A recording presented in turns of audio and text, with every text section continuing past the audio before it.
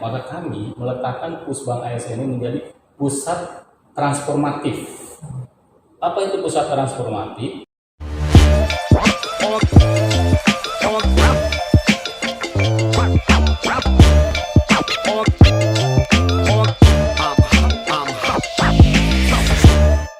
Baik, selamat sore Pak Majalis. Sore Pak Trinity.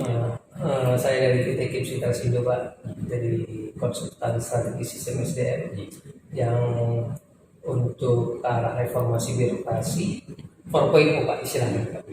Atau sering kami kalau di swasta revolusi industri 4.0.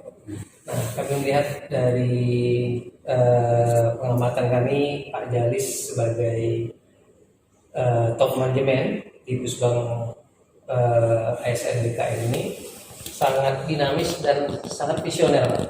Nah, pertama boleh ceritakan Pak kira-kira arah Pusbang BKN ini, ASN BKN ini ke arah mana Pak untuk 5-10 tahun ke depan sesuai dengan visinya yang dicanangkan? Ya, Pusbang ASN itu salah satu instrumen penting di Badan Kepegawaian dalam pembinaan peningkatan kompetensi pengelolaan ASN ya, di instansi pemerintah baik pusat maupun daerah. Tentu kita tidak boleh mengisolasi diri dari lingkungan yang di sekitarnya. Salah satu lingkungan yang ada di mana kita saat ini, kita ada dalam satu etape apa yang disebut tadi Pak Trinity 4.0. Pak ya? Ya, Pak Trinity. Ya. Kita sudah sadar semua. Visi pemerintah pun secara umum menurut pandangan kami clear, kita ada di government making 4.0 ya, sudah di situ. Tapi kan bagaimana itu implementasinya? Bagaimana kita melakukannya? Nah, tentu Pusbang sebagai salah satu instrumen penting di BKN harus juga melakukan adaptasi terhadap perubahan tersebut. Pusbang ASN itu produknya melakukan pelatihan atau bahasa pengembangan dalam bidang manajemen ASN untuk kelompok pegawaian.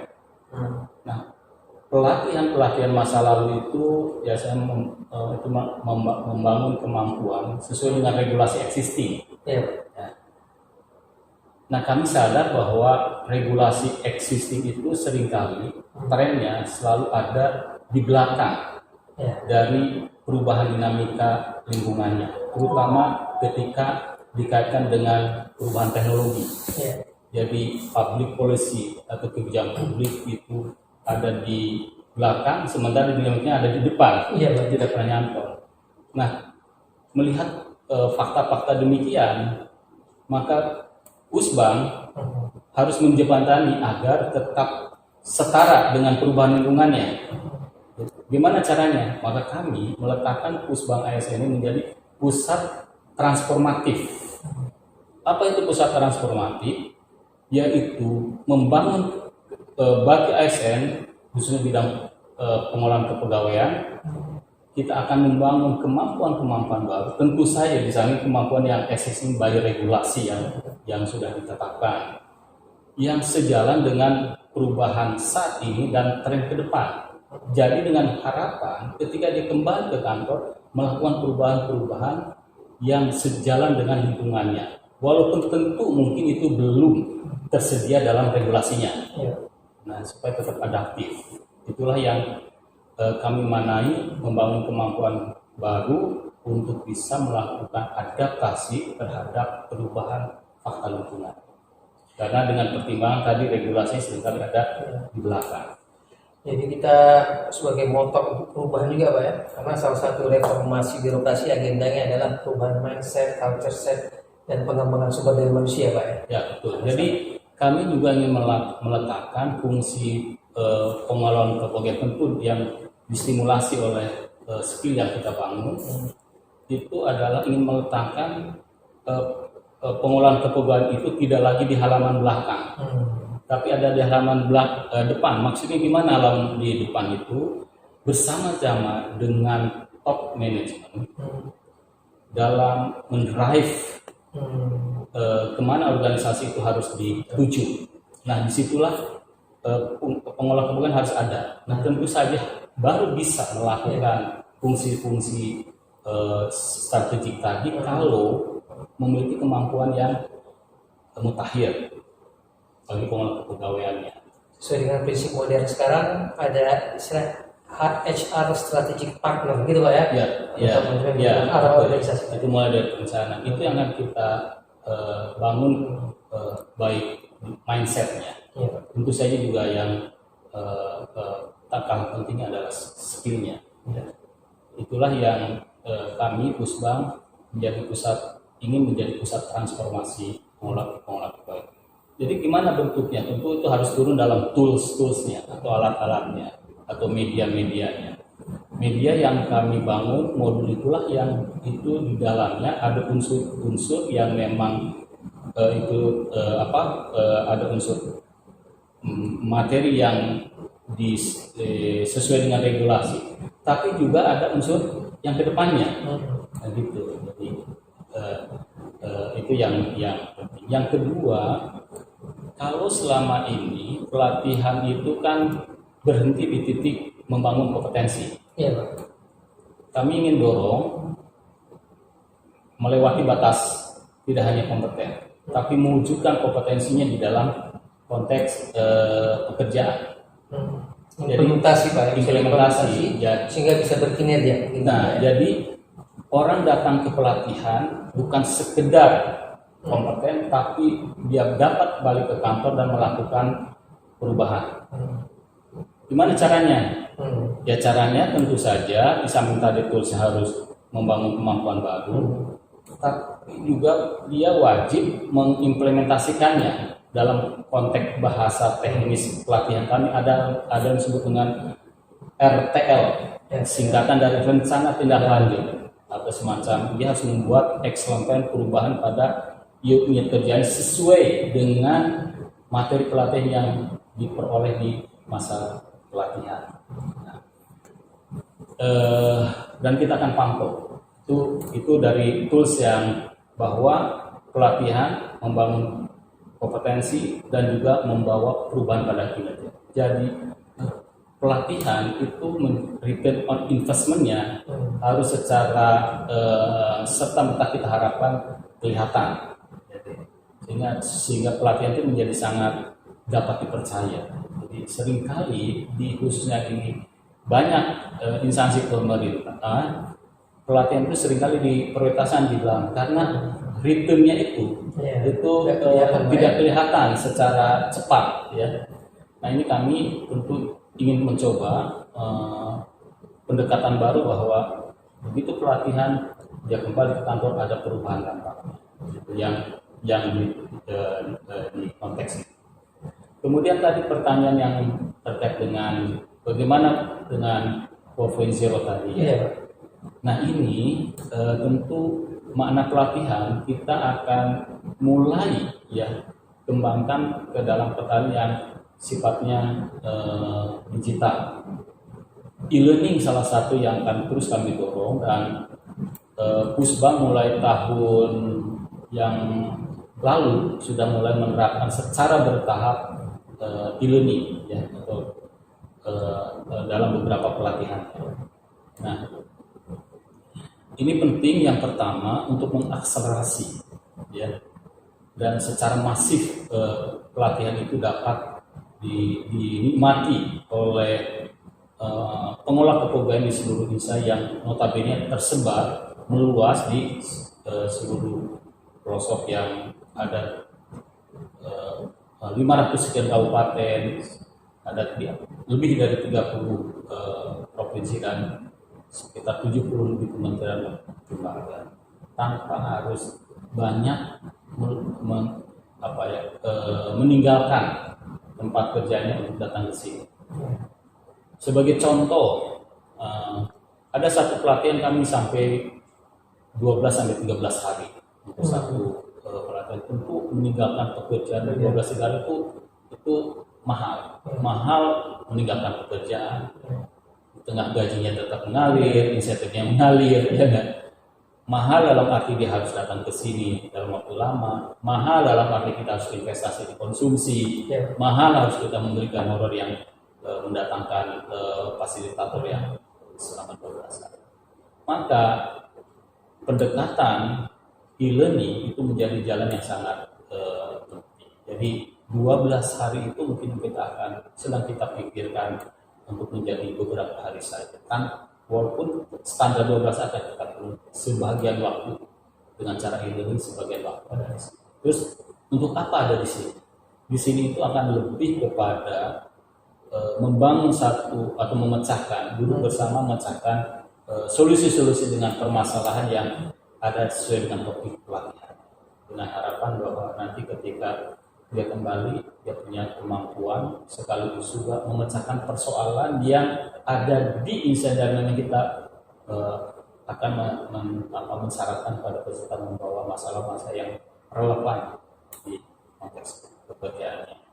Itu adalah salah satu yang mulai kita lakukan untuk proses pelatihan dengan menggunakan antara lain secara digital Pak. Ya.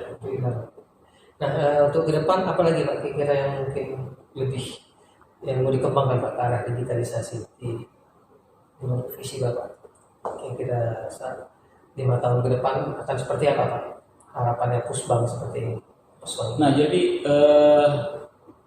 di beberapa kami juga ada kegalauan. Ya. Jadi bisnis proses atau tata cara kerja kepegawaian yang saat ini, saya kira pada waktu-waktu saat ini bahkan ke depan bisa jadi sesungguhnya sudah tidak lagi relevan karena ada teknologi ya, yang banyak pekerjaan kita yang dilakukan secara manual, bahkan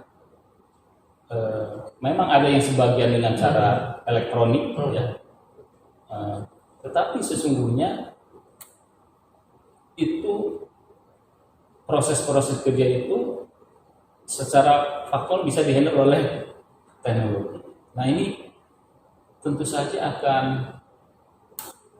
membutuhkan satu formula baru ya, atau bisnis proses baru dikaitkan dengan pengolahan kepegawaian ini. Yang ini jujur saja yang kami sedang berpikir untuk mendudukan ya berbagai pakar, baik itu di bidang kepegawaian, terus kemudian bidang etik, kami kemudian juga bidang-bidang yang lain yang kita sebaiknya arah ke depannya bagaimana bisnis proses dan tuntutan-tuntutan seperti yang sebetulnya tepat dalam kaitan pengolahan kepegawaian. Jadi saya kira ini yang kami sedang terus pikirkan, dan beberapa waktu yang lalu secara parsial kita mendatakan beberapa dalam forum kami ada disebut dengan sharing session. Jadi kita mengundang pakar sesuai dengan bidang keahlian dan mengangkat isu yang terkini. Salah satu contoh misalkan bagaimana big data itu akan kita manfaatkan dalam konteks kepegawaian. Nah tentu ini kita akan ingin membuat satu semacam duduk bersama dalam tim pakar dan lintas disiplin ilmu yang melihat masa depan kepegawaian itu seperti apa. Kemudian itulah yang akan kita turunkan menjadi modul skill baru yang patut diseminasikan ke lingkungan ASN. Nanti intinya kita tetap terus mengupdate perkembangan, mengupdate pengetahuan terhadap perkembangan terkini di era industri 4.0 ini Pak ya. Terus mengupdate pengetahuan supaya nanti ke depannya kita bisa memperbarui visi kita dan bisnis proses kita Pak ya. Ya, bisa lebih. Saya kira mengupdate itu sebuah keharusan. Ya, kalau enggak kita tinggal satu dinamika zaman apa yang disebut dengan VUCA ya. Jadi dunia ini yang kalau saya boleh mencukir disampaikan oleh beberapa pimpinan, serba mengejutkan, serba tak terduga, kompleks, masa tidak sederhana, terus ketidakpastiannya tinggi, ya ambigu apa yang disebutkan. Nah ini karena itu karena perubahan-perubahan lingkungan tadi, ya dari teknologi berkembang, tingkat interaksi sosial tinggi dan lain-lain, sehingga ini tentu saja membutuhkan kemutahiran kita untuk tetap adaptif dalam lingkungan yang berubah terus. Nah, gimana caranya supaya ini kemutahiran ini bisa diikuti oleh seluruh, sekurangnya dalam wilayah kami untuk pengolah kepegawaian. Itulah kami sedang berpikir untuk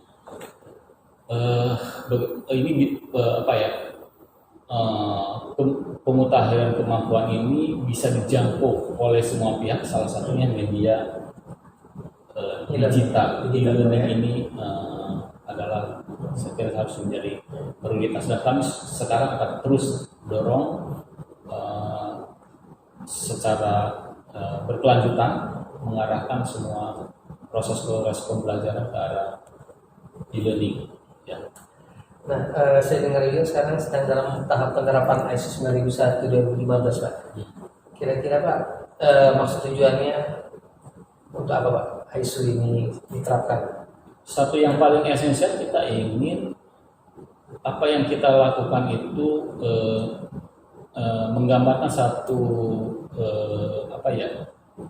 keterukuran dalam improvementnya. Jadi karena saya kira dengan sistem kendali mutu itu akan kelihatan improvement di mana, inovasinya di mana, karena lebih terukur. Terus kehendak klien kita itu bisa kelihatan, gitu kan. Ini penting, saya kira instrumen ini bukan sekedar bagaimana prosedur dijalankan, tapi yang paling esensial buat kami sistem kendali mutu ini itu di situ. Ya, kita ingin melihat seberapa improvement kita, di mana inovasi kita. Dan bisa dilinkan dengan reformasi birokrasi, Pak? Oh, tentu saja, karena memang isu ini saya kira itu adalah salah satu bagian penting bahwa kita di dalam proses kerja itu harus terukur, ya, tentu juga transparan, berkomunikasi dengan kliennya, dan saya kira ini kendali mutu yang dalam proses menggunakan ISO 2001 ya, 2015 ini menurut saya penting. Itulah mengapa kami sekarang terus melakukan secara serius dengan tim di Puspang, dan juga dibantu oleh tim konsultan dari PT KIMS yang mewujudkan ini secara sungguh-sungguh. Jadi bisa jadi Pak, ISO 9001 plus digitalisasi plus reformasi birokrasi sama dengan reformasi birokrasi 4.0, Pak. Kira-kira Pak gambaran. Ya, jadi artinya itu bisa disinergikan dan selayaknya bisa disinergikan Pak. Mungkin itu konsep nanti yang bisa kita combine nanti di sini. Iya, arahnya mungkin. Contoh saya misalnya SOP, itu yang saya minta, misalnya SOP yang dulu yang saya pahami banyak di prosedur yang sangat rigid, sangat banyak menggunakan paper. Nah, ketika nanti ke depan kita bicara SOP, itulah yang ada di aplikasi-aplikasi itu. Ya, jadi tentu ini dan mudah penggunaannya, sederhana tetapi ketelusurannya tinggi, ya. Di antara itu mungkin secara proses mekanistiknya. Baik, terima kasih Pak Yanis atas visinya, berbagi visi dengan kami di acara Forum Manajemen 4.0, dan mudah-mudahan para PNS yang lain Pak Yanis punya visi ke depan Indonesia bisa maju dan bisa